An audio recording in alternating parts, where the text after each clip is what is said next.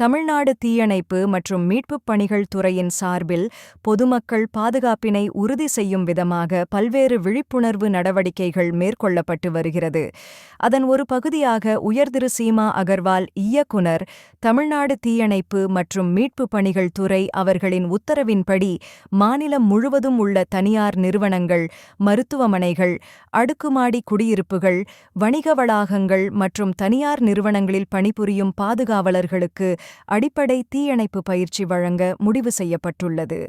இதன் அடிப்படையில் வடசென்னை மாவட்டத்தில் வண்ணாரப்பேட்டை தீயணைப்பு மற்றும் மீட்புப் பணிகள் நிலையத்தில் 150 தனியார் பாதுகாவலர்களுக்கு அடிப்படை தீயணைப்பு உபகரணங்களை பயன்படுத்தும் பயிற்சி இலவசமாக மாவட்ட அலுவலர் வடசென்னை சி. ராபின் காஸ்ட்ரோ தலைமையில் உதவி மாவட்ட அலுவலர் வடசென்னை ஆர். முருகன் வழிகாட்டுதலின்படி வண்ணாரப்பேட்டை நிலைய அலுவலர் வி. எட்வின் அவர்களின் ஏற்பாட்டில் நடைபெற்றது. இந்நிகழ்வில் கலந்து கொண்ட தனியார் பாதுகாவலர்களுக்கு தீயணைப்பு மற்றும் மீட்புப் பணிகள் துறையின் சார்பில் சான்றிதழ் வழங்கப்பட்டது.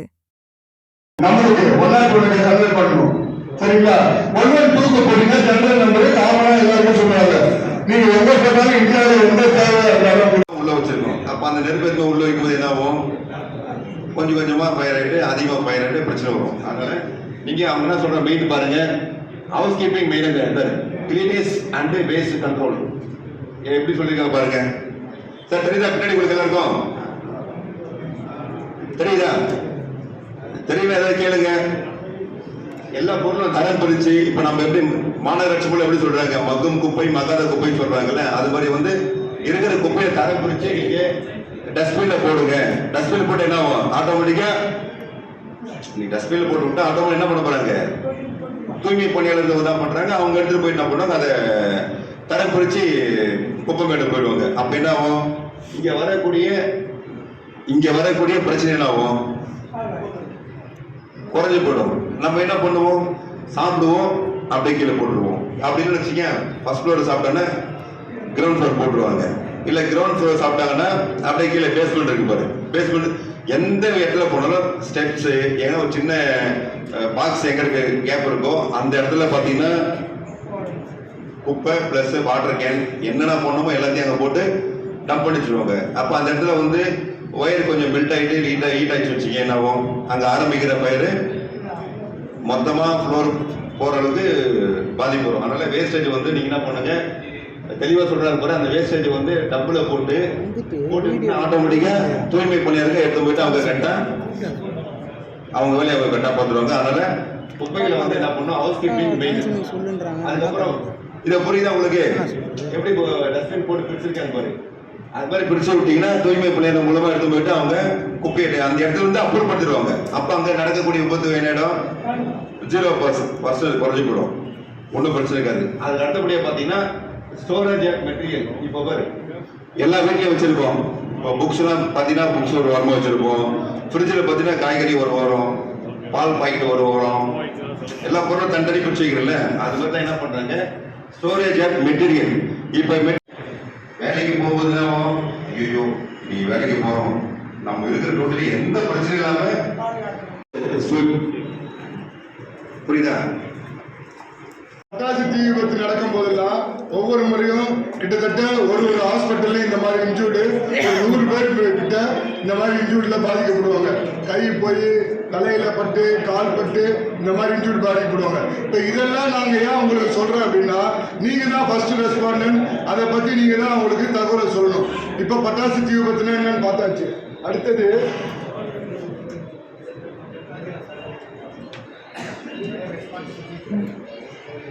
Fire response procedure. Fire response ஆச்சுன்னா அதுக்கு என்னென்ன ரெஸ்பான்ஸ்? ஃபர்ஸ்ட் என்ன பண்ணணும், ரைஸ் அலாரம்.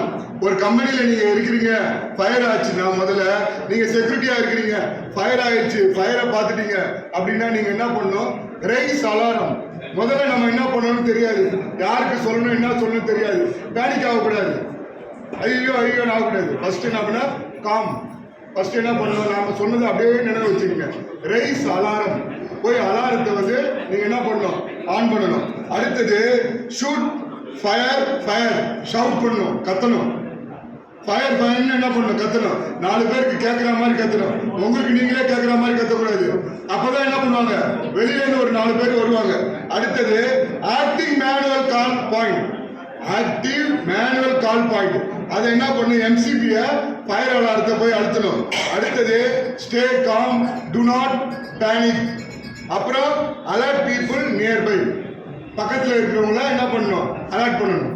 ஃபர்ஸ்ட் என்ன பண்ணணும், நீங்க வந்து ஃபர்ஸ்ட் என்ன பண்ணணும் சொல்லுங்க. ஃபர்ஸ்ட் என்ன பண்ணணும், அலாரத்தை பண்ணணும்.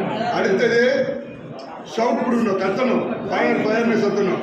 அடுத்தது என்ன பண்ணணும், எம்சிபி கால் பாயிண்ட் இருந்துச்சுன்னா எங்க ஏரியாவில் நடக்குது அப்படின்றத அந்த கால் பாயிண்ட் எடுத்துடும். அந்த கால் பாயிண்ட் எடுத்தா அந்த செக்யூரிட்டிக்கு கீழே இருக்கிறதுக்கு இந்த ஃப்ளோர்ல இங்க ஃபயர் ஆகுது அப்படின்னு தெரியும். அந்த ஃபயரை தெரிஞ்சுக்கிட்டு என்ன பண்ணுவாங்க, அவங்க என்ன பண்ணணும், உடனே என்ன பண்ணணும், அவங்க டோன்ட் பேனிக் ஆகக்கூடாது.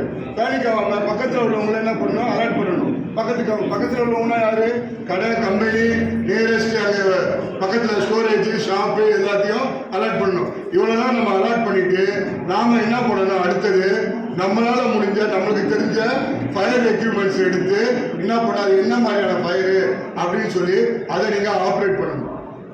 ஃபர்ஸ்ட் நீங்க அதை எடுத்து ஆப்ரேட் பண்ணணும். அப்படி ஆப்ரேட் பண்ணும்போது கிளியரா ஆப்ரேட் பண்ணிட்டா அந்த ஃபயரை கிட்டத்தட்ட பல லட்சம் உள்ள மதிப்பு உள்ள பொருட்களை நாம சில நொடிகள்ல ஃபயரை அணைக்கலாம். இது முழுமையா அணைச்சிருக்கிறோம். இது மோகன்லால் ஜுவல்லரிஸ்ல நடந்திருக்குது. ஞாபகம் இருக்குதான் கேட்க, அவங்க ஷாப் வந்திருக்காங்க. மோகன்லால் ஜுவல்லரிஸ் யாரு, எலக்ட்ரிக் ஃபயர் ஆச்சுங்களா, பெரிய ஃபயர் ஆயிடுச்சு. நான் அந்த நேரத்தில் எங்க இருக்கிறேன், எனக்கு ஃபோன் பண்றாங்க. எங்க பண்றாங்க, கண்ட்ரோல்ல பண்றாங்க. நான் எங்க இருக்கிறேன், கண்ட்ரோல் ரூம்ல அந்த இடத்துல இருக்கிறேன், எனக்கு டியூட்டி. ஆனா நான் இங்கதான் எனக்கு டியூட்டி. எனக்கு அவங்க கண்ட்ரோலுக்கு பண்ணும்போது நான் அங்க இருக்கிறேன். உடனே என்ன பண்ண சொல்றேன், அவங்க எடுத்து எக்ஸ்டிங்யூஷர் எடுத்து ஆப்ரேட் பண்ணுங்க, எக்ஸ்டிங்யூஷர் எடுத்து ஆப்ரேட் பண்ணுங்க. Okay sir.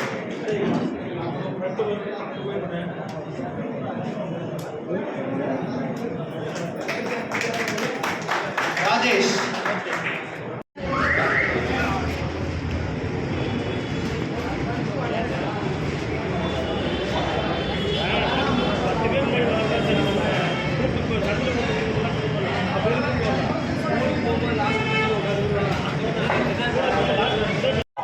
தண்ணியோட வண்டி வரும் அப்படின்னு நினைப்பீங்க.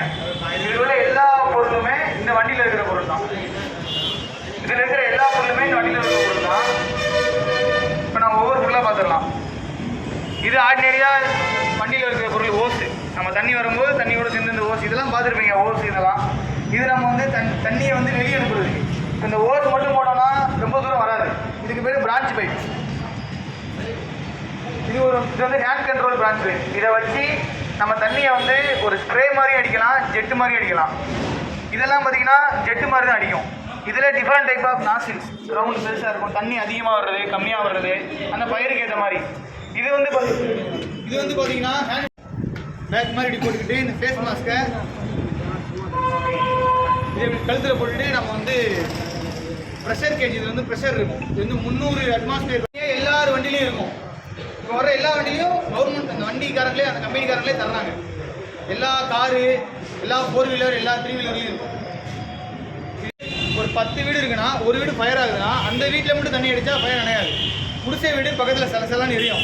நம்ம என்ன பண்ணோம், அந்த வீட்லேயும் அடிக்கணும், அதுக்கு பக்கத்தில் உள்ள வீட்லேயும் தண்ணி அடிப்பாங்க. ஒரே ஓசை வச்சு ஃபுல்லாக அடிக்க முடியாதுன்றனால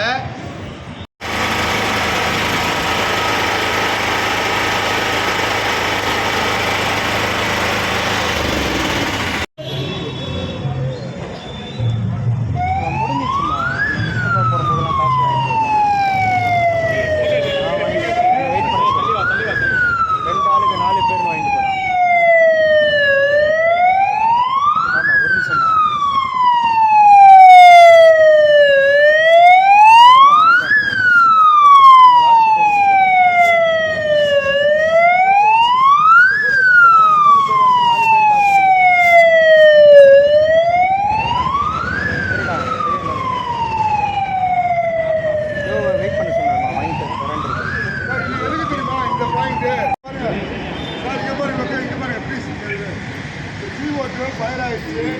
அங்கேருந்து ஸ்பாட் எடுத்து மாட்டேன். ஃபயர்னு சொல்லுங்க, 4 பேர் சொல்லுங்க. Fire, fire, fire!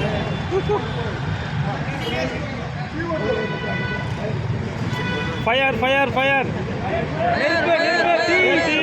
என்ன பண்ணா பாருங்க ஸ்டாண்ட் பார்த்து வைக்கிறாரு